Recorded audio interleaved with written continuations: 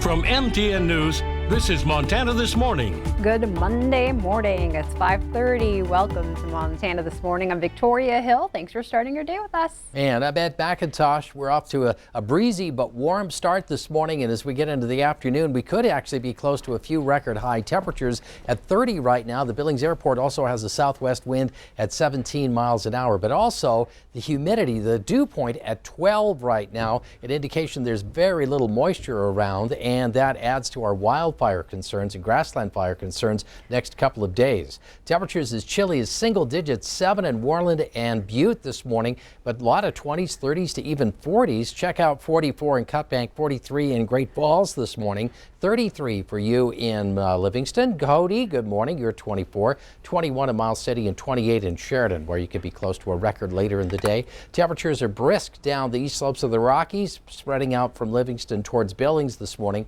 Southern Montana and northern Wyoming looking at also a lot more readings in the 20s and 30s. The exceptions from Cowley down towards Graybull and Basin, where we're into the teens and single digits. So this afternoon, look for temperatures to be on the rise, but with some periods of wind off and on that will continue even to the evening and overnight hours of tonight, well above average temperatures. And in fact, we could be close to some record high readings in Sheridan, Livingston, Billings, Miles City, and a few records could be challenged again tomorrow. Wow, look at that. Now, you mentioned the wind and fire concerns, and fire was definitely a concern this morning over in Lockwood. A fire broke out. Not sure how, not sure of the cause quite yet, but it was at a junkyard. Firefighters were saying it was at a junkyard just along the 100 block of Cerise Road. And so this is footage from the scene, and lots of responders there this morning, and lots of sounds like vehicles caught fire, and trees and just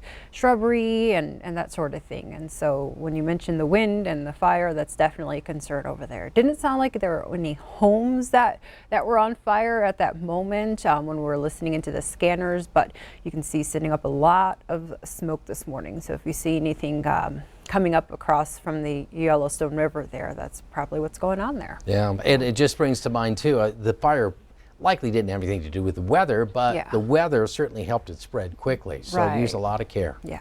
All right, Ed, well, thank you so much. I will get on to the news. Okay, thanks. We start this week with a homicide investigation. A 17-year-old girl is shot and killed in West Billings, and now a teenage boy is behind bars awaiting charges for her murder. Early yesterday morning, police took a 17-year-old suspect into custody on the 800 block of Wyoming Avenue. Right now, he's being held in youth services. Police have yet to release the name of the victim or the suspect. They are investigating and say there is no threat to the public. And now we turn to the latest on the pandemic. Since it began, there have been more than 14.7 million known COVID-19 cases in the U.S. and more than 280,000 deaths. Hospitalizations continue at record highs, crippling many healthcare systems. They're already stretched thin across the country. In California, millions will wake up today to sweeping stay-at-home orders. The restrictions affect large parts of Central and Southern California, including Los Angeles and San Diego. Gathering with anyone besides household members will be forbidden. Countless businesses will be closed or reduced in capacity. There is some good news on the COVID front. More details are expected today on a new coronavirus relief bill proposal. The $908 billion measure is expected to get backing from President Trump and Senate Majority Leader Mitch McConnell. This deal would not include $1,200 direct payments to most Americans. However, senators say that doesn't mean those checks won't be part of another package in the future. Today's expected proposal would be attached to a larger year-end spending bill needed to avoid a government shutdown this weekend. President Trump says his personal attorney, Rudy Giuliani, has tested positive for COVID-19. The former mayor of New York had been traveling to battleground states, aiding the president in his attempts to overturn the election results. Giuliani was admitted to the hospital and tweeted yesterday that he was feeling good. There have been no other updates on his condition. Over in the United Kingdom, residents could receive their first COVID-19 vaccines as early as tomorrow. The UK is the first country to roll out the Pfizer-BioNTech vaccine in the fight to end the pandemic. CBS's Deborah Alfarone has the latest.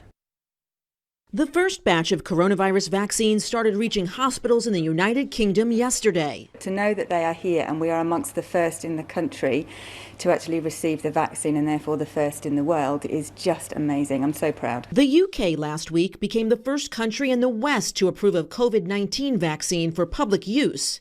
Around 800,000 doses are expected to be ready to be administered starting tomorrow morning.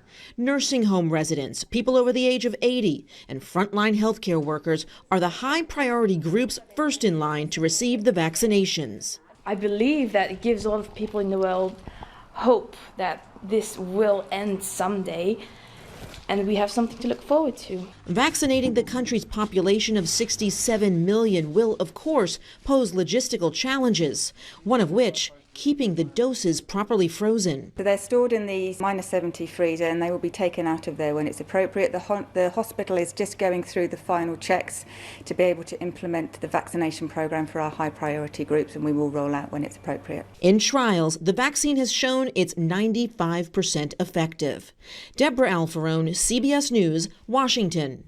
In China and Russia, officials have been administering thousands of doses of vaccines developed by government-backed research institutes. Unlike the Western vaccine program, neither Russia nor China carried out large-scale international human trials.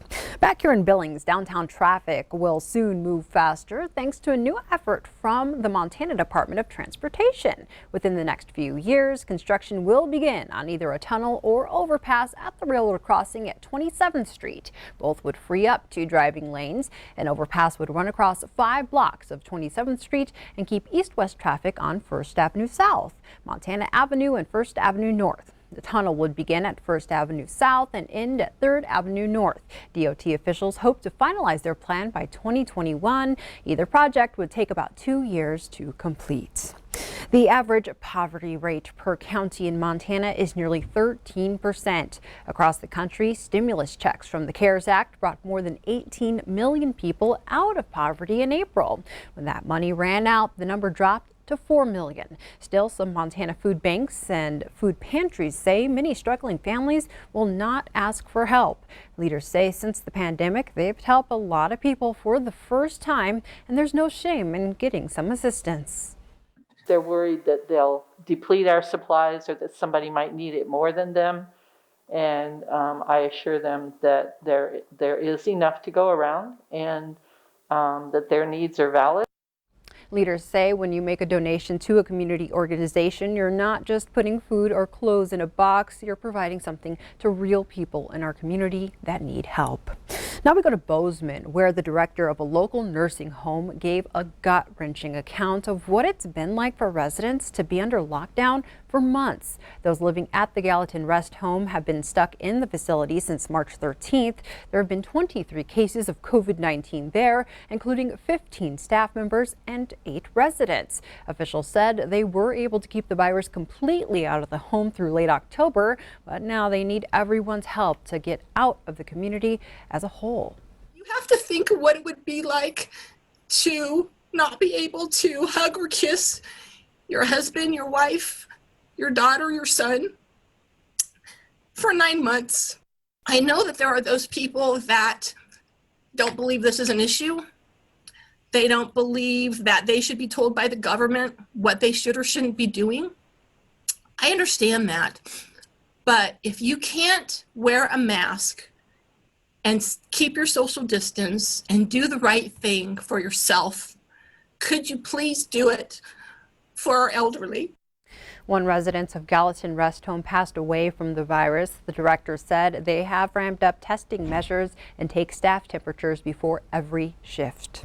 For months now, public health experts and educators have been lamenting the long-term impacts of remote learning. New data out this week shows the impact it's having on student performance. As reporter Ashar Qureshi found, there's both good and bad news. In May, researchers estimated that by the beginning of this academic year, the average student would lose 1/3 of their reading progress and half of their math progress from the previous year.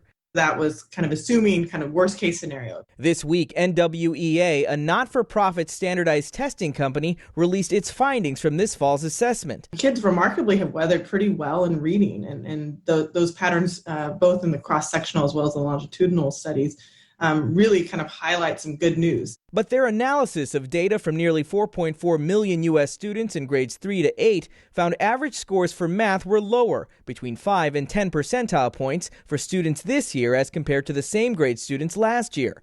The findings represent some of the first empirical measures of how the pandemic has affected student performance. We're moving slower, which means that we're covering less material over a certain period of time.